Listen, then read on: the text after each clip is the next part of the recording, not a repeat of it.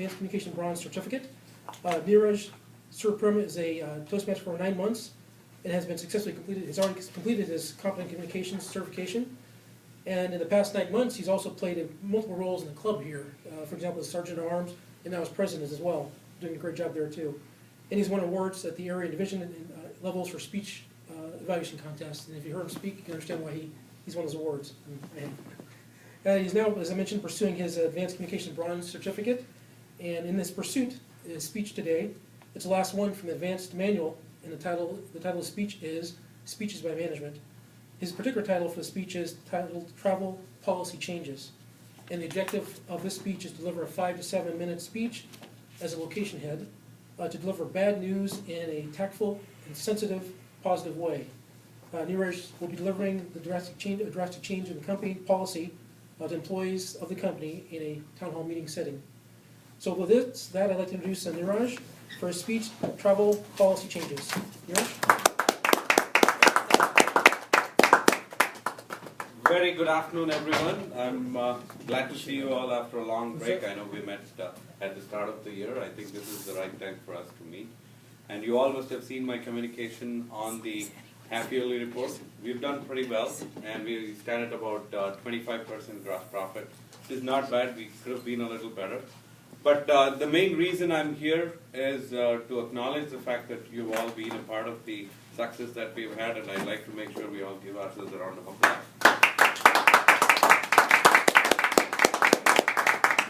Moving on, I'd like to share a major update that I had from a corporation perspective. This is more a finance-centric update, but here's the key update. We are making some major changes to our travel policies. As all of you know, we are a software firm and we have clients across the globe. And as part of this clients across the globe strategy that we have a lot of our consultants traveling to different places, be it Europe, North America, or be it into Asia-Pac. And what we've found is that our travel costs have gone up significantly. As all of you are aware, you do your personal travels as well. And things have gone up in terms of the luggage costs, or be it in terms of the base fare itself. So there have been major changes in the airline industry that we think have a lot to attribute to from an economy standpoint. So when we looked at our overall spending for airline travel, and specifically the one that matters most is the business class travel. And what we have had seen in the past is that in the 2010 and the first half of 2011, we've seen almost $25 million go into the overseas travel in business class. And we think that is a major area that we can diversify our funding and look at identifying better places where we could spend the $25 million.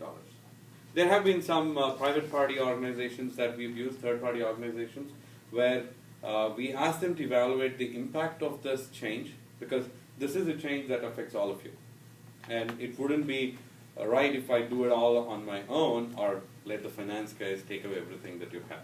So we didn't want to do that, so we used a third-party organization. And they did analysis and shared with us some of the facts that came about with companies that did the same thing in the past.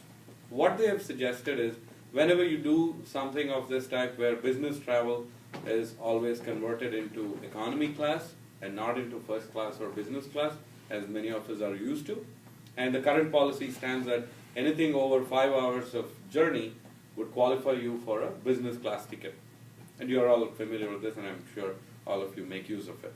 And what we are now making it is, irrespective of the length of travel, we're going to make it coach.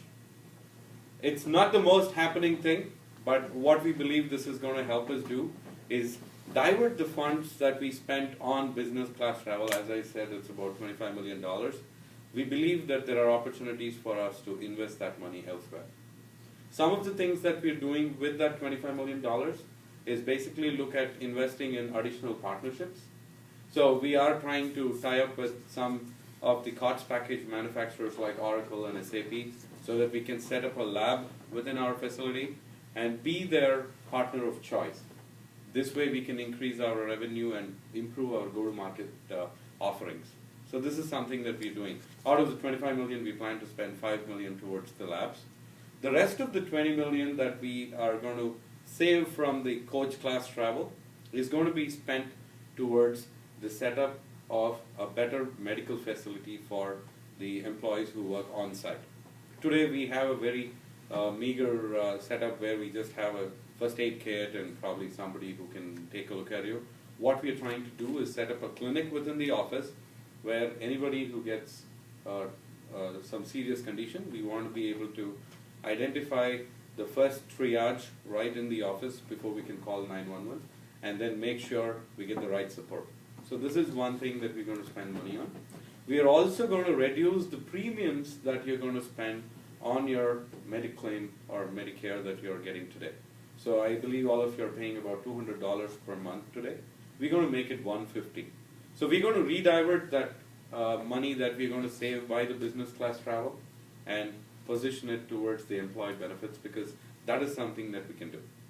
If something is cropping up in your mind with respect to how do we do it if you're traveling with family, if you have kids, or if my wife is pregnant, yes, there are specific situations you might have some waivers that you would need. Please come to me or work with your direct managers, whoever you're reporting to, and they could bring that case to me. We have special medical scenarios and medical conditions that we think we want to let people travel more comfortably than otherwise. So please bring those cases to us so that we can take the necessary action to get a better remedy for that. All right? And we could obviously look at providing business class travel for such cases. So that's the key update I wanted to share. Again, it is a major change to what we are used to. It will take some time to assimilate the fact that this is a change that is for our good, and we believe it is going to help the employees at large. There will be some inconvenience in terms of the length of travel and the kind of travel you're used to, but we believe it is for the better. And based on the studies that we have heard, about 6 months is the time we believe the employees will get used to it. So that is what I wanted to share with all of you. With that, I'd like to open it up for just 2 questions amongst you, if there is anything you want to ask. Well, if I can't go first class, I'm going to start taking Amtrak, and I don't care if it takes so many more time. And I'm a very unhappy employee with this decision.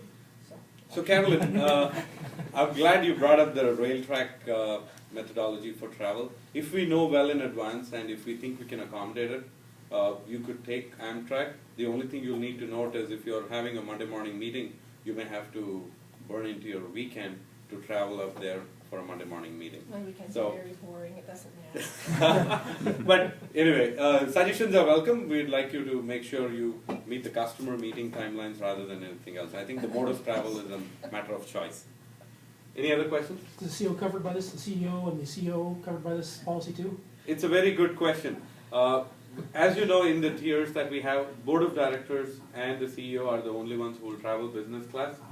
But we are looking at considerations where we could formalize this as part of their strategy as well, and maybe we want them to travel coach as well. But just for the fact that there will be a lot of CXO level interactions that happen in business class, we would not want them to go coach. With that, I'd like to take leave and thank you all for your support, and please do send us your suggestions. You have the email available in your IDs. Thank you.